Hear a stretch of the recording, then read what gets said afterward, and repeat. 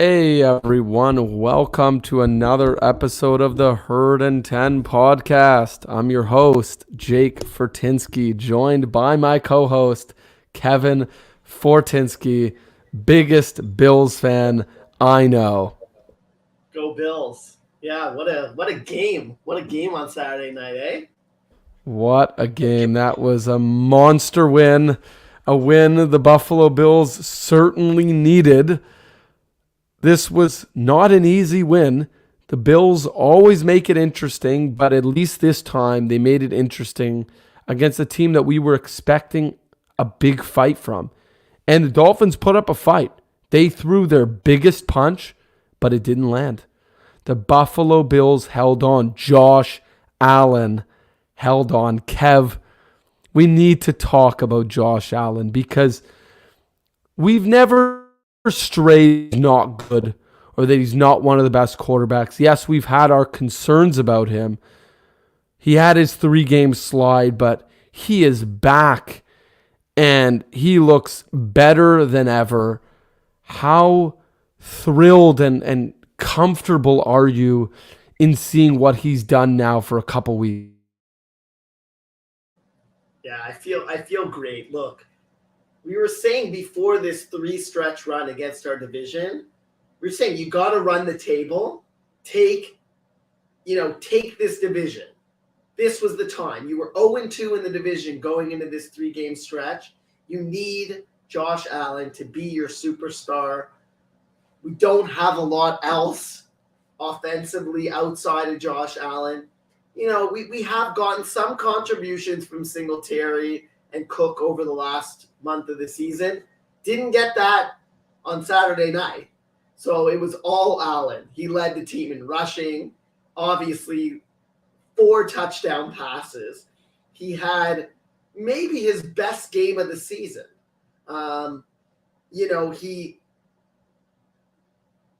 had an incredible game. He had over 300 yards passing. He had almost 80 yards rushing. It was as good as you could hope for out of a game, really. In the snow, the snowball game, we'll call it the snowball game.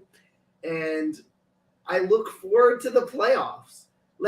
Hopefully we can wrap up the number 1 seed in the next 3 weeks. We're probably going to have to win out to get that number 1 seed, especially the huge game coming up against Cincinnati. And we're going to need Allen to continue the hot streak going into the playoffs. How about that run game? Obviously, I'm super thrilled with how Josh has looked. Josh Allen is back. I already said that, but he is back, like really back. He did. He probably had the best game of the season. And it's not just the stats, it's the way he looked. It's the comfort when he was both in the pocket, when he's on the run, when the game's on the line. We were losing by 8. Let's not forget that. We were losing by 8. And Josh Allen didn't even flinch. When we went down by 8, the camera shifted right to Josh Allen on the bench. And all he did was put his helmet on and go to work. He didn't flinch. He didn't react. No negative attitude. Just let's go get it. Like you could feel his confidence both off the field and on the field, and it shows. He came up huge in the game, had a monster drive to win the game at the end, and just made some nice touch throws. The throw he made to Isaiah McKenzie on the final drive, to me, was one of the best throws he's made all year. And I think a lot of people might be shaking their head going, what do you mean that was one of the best throws of the year? It wasn't, a tight coverage throw. It wasn't a rocket down the middle like what he did with Diggs. It wasn't a 50-yard bomb. It wasn't a throw to James Cook while he's on the run in the end zone. It wasn't a throw to Gabe Davis while he's on a run, while he's running out of bounds, falling out of bounds. It wasn't anything like that. But it was terrible weather. It was game on the line. Lights are as bright as they're ever going to be. The snow is just coming down like a blizzard. He can barely see through his helmet. You can see him squinting. And he knew to take some edge off the ball. He knew to take some velocity off the ball to ensure that McKenzie could secure it. It was just something truly amazing. It finally showed me that Josh has taken that final step that we needed him to, which is lay off the speed on the throws when you need to, throw the hard balls when you need to, throw curve balls when you need to, throw sliders, throw changeups. He's got everything in his bag of tricks now. And obviously he had that incredible run. I think it was a 44-yard run. Again, it was the timing of the run. It wasn't just the run itself. He knew when we needed the yards, when we were down and we were in doubt. And he saw the linebackers turn, and he didn't hesitate, and he took off. He didn't second guess himself. He didn't think, oh, but everyone tells me I have to throw. Everyone tells me not to run the ball. He just played football, and he got the job done. And, as Torontonians, Kevin and I have seen a lot of failed organizations. We've seen a lot of failed superstars that didn't get the job done, that were great players, but when the game was on the line, they couldn't be trusted. And Josh is the furthest thing from that.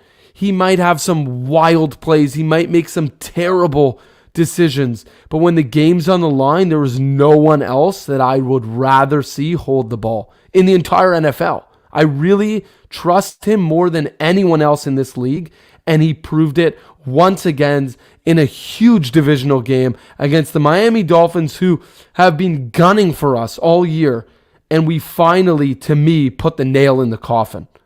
The Bills are going to win this division, and I don't think it's in doubt anymore. I think they proved that they are the best in this division. They are probably the best in the AFC, and they are maybe also the best team in the NFL, even with the Philadelphia Eagles holding a slightly better record. Let's move to stock up, stock down. Couple new ones this week. We got Josh Allen, of course. I do have Devin Singletary there for stock up.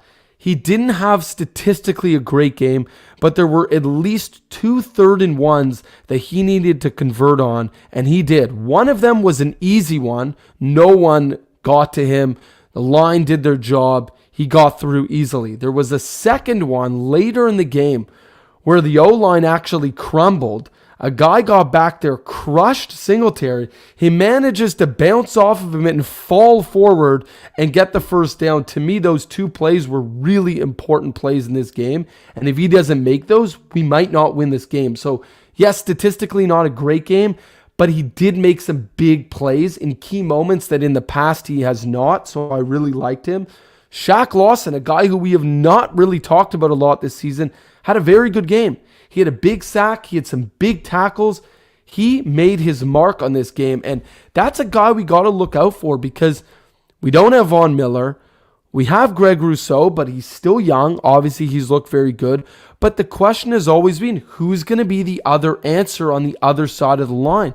And maybe it's going to be Shaq Lawson, who, if anyone can remember, the last season he played with the Bills was his best. He had a very good season. It was a contract year. This is technically a contract year once again. And he's looked good. He's looked good in the run game, and he's starting to get to the quarterback. He's starting to put some pressure. So to me, I really liked what he did. Another guy, Kaiir Elam. Got to give the guy some big props. He showed up in a big game against a very, very good receiving core, arguably the best receiving tandem in the entire league, and I thought he looked pretty good. He did give up some plays, but anyone's going to give up plays to Tyreek Hill and Jalen Waddle, but he actually stopped Tyreek Hill a couple times, and even on a couple of Tyreek Hill's catches, he was right there with his arms on and punching the ball. I really liked how he played. I thought he played physical, and I thought he showed that he belongs and he deserves to be starting over Dane Jackson. Final stock up for me, a unique one here, Bobby Hart. He doesn't play a lot. He is a guy who's made a 180. Kev, you told me about this a while back, that a lot of the players talked about how he had a massive attitude change. He used to have a lot of issues. He'd have fighting after the play. He wasn't focused. He wasn't grinding. The Bills, of course, let him go last year. They bring him back this year, and he is a different guy. When he's in the game, he makes his presence felt and he doesn't react. There was a particular play, it may have been on the first 3rd and 1 that Devin Singletary converted on, and there was a guy that was yanking on Bobby Hart's face mask, trying to get him going, trying to get him to take a penalty, and he didn't react at all. He could have punched the guy. The guy actually threw him to the ground, and Bobby Hart did not react. Big props to the guy. He's made a huge 180, and when we've needed him, he's played actually reasonably well, and he's done what we've asked of him. I know it's not a lot, but he's done what we've asked from him. Kev, stock downs, there are a few. Take over there. Well, I would like to mention another guy on the line who I thought did a very nice job. Greg Van Roten came in for Mitch Morse mid-game. He played half the game, and I thought his snaps were very good because we've seen problems sometimes when a new snapper comes in mid-game, and I thought he did a very nice job. You saw him make a huge block on the Josh Allen 44-yard run, so I really liked what Greg Van Roten did at center in particular. And not to mention, Greg Roten did that in the hardest weather you could do it in. He played the second half, and the second half weather was horrible. So it's true, it was really impressive to see how well he handled himself when he wasn't necessarily expecting to take over center. Yeah, and we're going to need him going forward because I highly doubt Mitch Morse is coming back this week. I think he's had something like at least 6 concussions in his NFL career. So I can't imagine he plays this week. Hopefully he'll be back against Cincinnati, but we are going to probably need Van Roten at least this week to play center unless they decide to kick Bates back. But again, he was out this past week, so we'll see. But getting the stock down. I mean, our rush defense was atrocious in this game. It was very surprising to me. I don't know whether we didn't game plan for it just because Miami has been such a terrible running team the entire season. They're near the bottom of the league in rush offense, and we just weren't prepared for it. Not really sure what the issue was, but literally from the first snap of the game, you could tell their O-line was just dominating our defensive line right off the bat. So that was a big concern. And yes, you do see games like this in the NFL where they get the best of you on the line, but certainly something to monitor moving forward. Hopefully Jordan Phillips will come back soon and help shore up that run defense because it was a major issue. And I thought Miami should have ran the ball more in that game. To be honest, if they had run the ball more, I think we may have lost that game because Tua, outside of 1 or 2 big plays, did very little. I thought our pass rush actually had a very good game rushing the passer. I thought Leslie Frazier did a really good job mixing it up. Tua was very confused when we blitzed him. He was running for his life on a lot of the plays. But if they had run the ball more, I think we would have been in huge trouble. So thankfully, Miami's not that smart, and we were able to come out with a win. Another guy who, had a bit of a rough game was Trey White. A couple big plays. He gave up a couple big plays, one to Tyreek Hill on the touchdown, another one to Jalen Waddle, about a 40-yard plus play. Look, he hasn't played in a very long time. He admitted he's, still not quite where he wants to be. And hopefully he will round into form for the playoffs. He's got another 3 games to really get back. And at times, he did have a couple pass breakups too. So I'm not saying he was terrible, but, he hasn't looked quite like a lockdown number 1 corner to this point. And, of course, we were hoping that our first-round pick on the other side, Kyer Elam, by this time of the year would be a lockdown corner like when we drafted Trey White. And that hasn't quite gotten there yet. So you could say our secondary as a whole is a bit of a concern against the Cincinnatis, Kansas Cities of the world. going into the AFC playoffs. We're going to need much better secondary play than we've seen to this point. You can add DeMar Hamlin in there. You know, he's been learning on the job this year, and it's definitely been up and down. That's for sure. So hopefully, as we move into the playoffs, we'll get more of the ups so that we can pull off victories. But when you have Josh Allen, you can always outscore the opponent, especially when the weather starts to turn. You want that rocket of an arm that he has, slinging it around. Definitely, the Bills are in a situation here where their offense looks like it's finally rolling. They do still have their third quarter woes, which is still a little concerning for me. Just, you really can't have that happen in the playoffs. But I think their defense still is not where it needs to be. I think the linebackers look really good. I think Tremaine Edmonds has looked really good now. Matt Milano, as always. Defensive line, we should note, they did struggle against the run. They did improve in the second half. They were a little bit better, but obviously still a big problem there. But it's true that the secondary is still that big question mark. It's really the only thing looming over this team. It's this black cloud that is growing just because we're getting closer and closer to the playoffs. And I don't think things are figured out. I don't think DeMar Hamlin has it figured out. He's, like you said, had ups and downs. He did make a mistake once again. I mean, Jordan Poyer also made a mistake. I mean, the Jalen Waddle mix-up, there was clearly a communication thing. Tremaine Edmonds was trying to tell Poyer. He was trying to tell Hamlin. Neither of them really picked up on it. And then, of course, Jalen Waddle goes to the house easily. Tre'Davious White, it's a surprising one. I mean, we have him on the stock down this week. I know he's coming back from injury, but it's taken him a lot longer than expected to come back from injury. He's finally back. To me, I expected him to be a little more game ready. So I would say it's more disappointing than anything. I think he will get there. The big question becomes is who is the guy opposite Tre'Davious White? You and I have talked about this endlessly. I mean, we said no more Dane Jackson. We want Kaiir Elam. Kaiir Elam played, and he played reasonably well.